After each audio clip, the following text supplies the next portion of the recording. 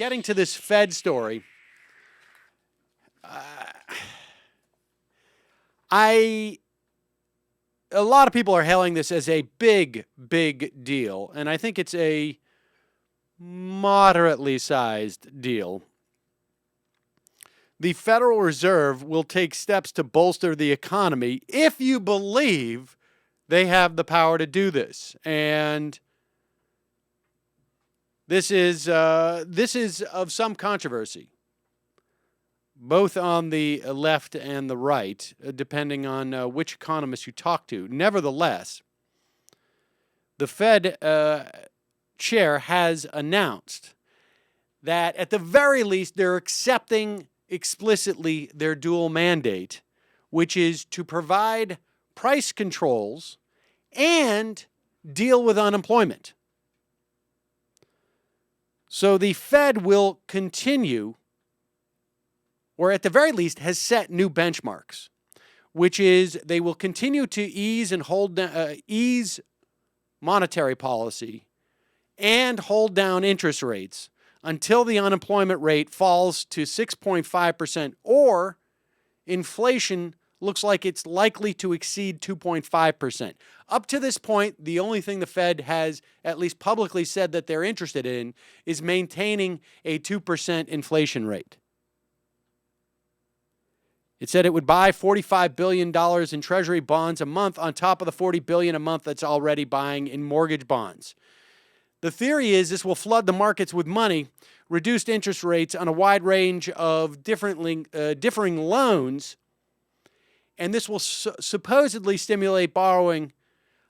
I'm a little skeptical that giving more money to the banks, who seem to be sitting on a lot of cash anyways, is going to make a difference in terms of stimulating borrowing. However, it is at least a positive sign that the Fed is recognizing that they should send a signal that rates will not go up until we have hit a certain benchmark in terms of unemployment and or a higher threshold for inflation. Fed expects the unemployment rate at the end of next year to be between 7.3% and 7.7%.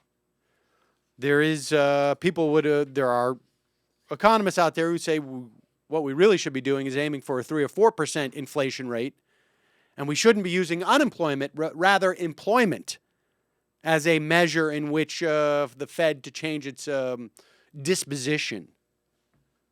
But be that as it may, most people are perceiving this as a positive step, even if you believe that there are more efficient ways for the Fed to do this than just enriching bankers. But who knows? Maybe they'll just stop laundering drug money now. I doubt it. The official announcement involved this statement: to support continued progress toward maximum employment and price stability, the committee expects that a highly accommodative stance of monetary policy will remain appropriate for a considerable amount of time after the asset purchase program ends and the economic recovery strengthens.